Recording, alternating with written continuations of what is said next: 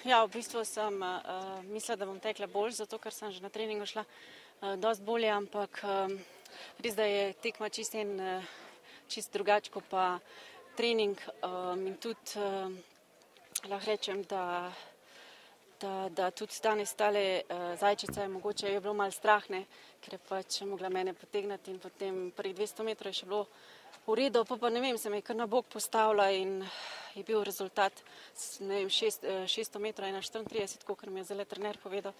Tako da jaz mislim, da lahko grem dosti hitreje in jaz bom upala že naslednji teden, v bistvu ta teden v nedeljo teči hitreje.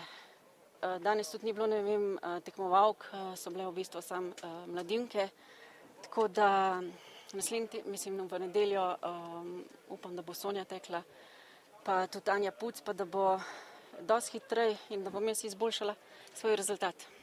Ja, sigurno je bila trema, zato ker po 2 letih tekmovati ni tako enostavno in tudi v bistvu treningi so samo tako hitro narejeni, kakor je tekma, tako da če tekmuješ, pa delaš take treninge, je dosti lažje. Jaz sem pa samo trenirala, tako da upam, da bo sezona se letos končala kar solidno, tako da bom lahko trenirala za zimsko sezono.